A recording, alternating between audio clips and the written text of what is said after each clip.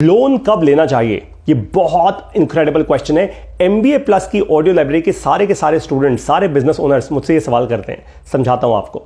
देखो भाई, सबसे पहले एक सवाल को ना थोड़ा ट्विस्ट करते हैं इसको, कि लोन आखिर लेना क्यों चाहिए?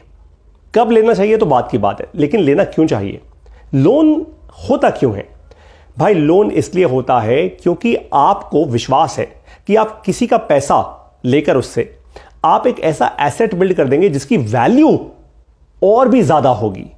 और क्योंकि उस चीज की वैल्यू और भी ज्यादा होगी तो आप किसी दूसरे के पैसे से वो चीज बिल्ड कर रहे हैं पहले तो, फिर आप उस इंसान को उसका पैसा भी लौटा देंगे, इंटरेस्ट भी दे देंगे, और फिर भी आपका एसेट बिल्ड हो चुका होगा, यानी आपके पास पैसा ही पैसा होगा। तो फंडामेंटली आपने क्या किया?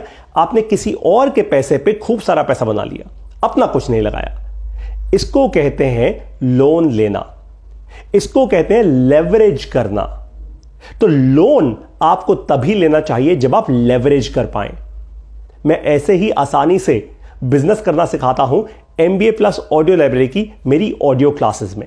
मेरी हर एक ऑडियो क्लास 40 से 60 मिनट की होती है। आज आपको समझ आ गया ना कि लोन कैसे लेना चाहिए और कब लेना चाहिए। लोन आपको तब लेना चाहिए जब आपके पास एकदम क्लैरिटी हो, एकदम कॉन्फिडेंस हो कि यार मैंने मार्केट से पैसा उठाया, किसी से भी पैसा उठाया मार्केट में से, उससे मैंने एक एसेट बनाया, यानी लोन को मैंने लेवरेज किया। अब एसेट बना के जब बेचूंगा तो भाई लोन तो वापस कर ही दूंगा, इंटरेस्ट के साथ वापस कर दूंगा। साथ में देखो मैं कितना स्मार्ट हूं, मैंने किसी और के पैसे से इतना बड़ा एसेट बिल्ड कर दिया, अब लोन वापस कर दिया, मेरी टेंशन खत्म हो गई, अब ये एसेट मेरे लिए पैसा ही पैसा बनाएगा। ठीक इसी तरीके से जब आप सुनते हैं ना न्यूज में, अखबारों में कि अंबानी ने 5,000 करोड़ का लोन दिया, अडानी के पास इतने हजार करोड़ का लोन है, क्यों मिलता है इनको लोन? ठीक इसीलिए मिलता है कि इन लोगों को पता है कि मैं इतना पैसा मार्केट से उठाकर जब मैं कोई पेट्रोलियम की फैक्ट्री लगा दूंगा, कपड़े की फैक्ट्री लगा दूंगा, कुछ ऐसा बड़े स्केल का काम कर दूंगा, तो इनके मैथमेटिक्स लार्जली क्लियर होते हैं।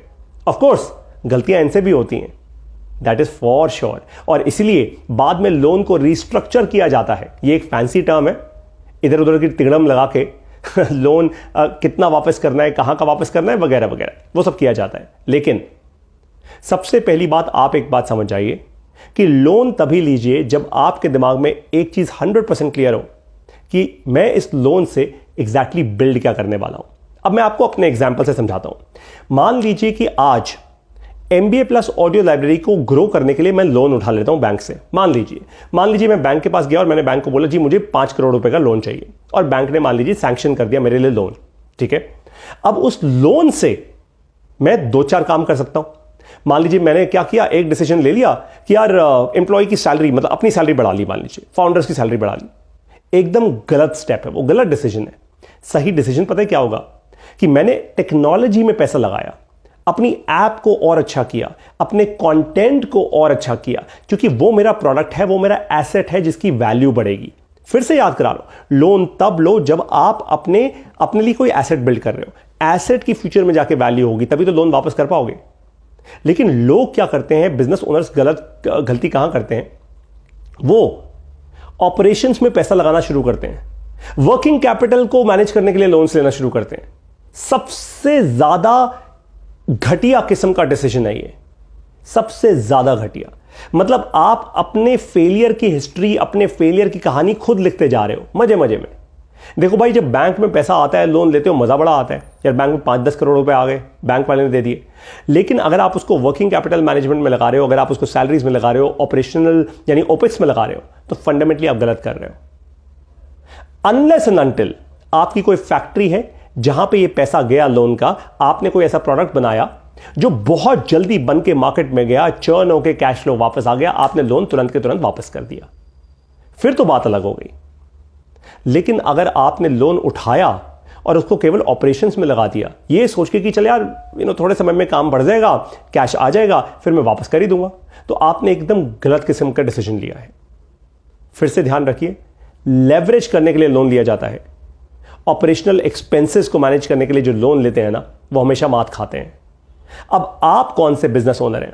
आप केवल ऑपरेशंस को मैनेज करने के लिए लोन ले रहे हैं, या कुछ ऐसा एसेट बिल्ड करने के लिए लोन ले रहे हैं जिससे कि आपको पता है यार ये मेरा प्रोडक्ट जो है ना, आगे जाके इसकी वैल्यू बढ़ेगी और मैं लोन भी वापस कर दूंगा, मैं इंटरेस्ट भी वापस कर दूंगा और साथ में मेरे पास एक ऐसा एसेट होगा जिसकी वैल्यू बढ़ती जाएगी।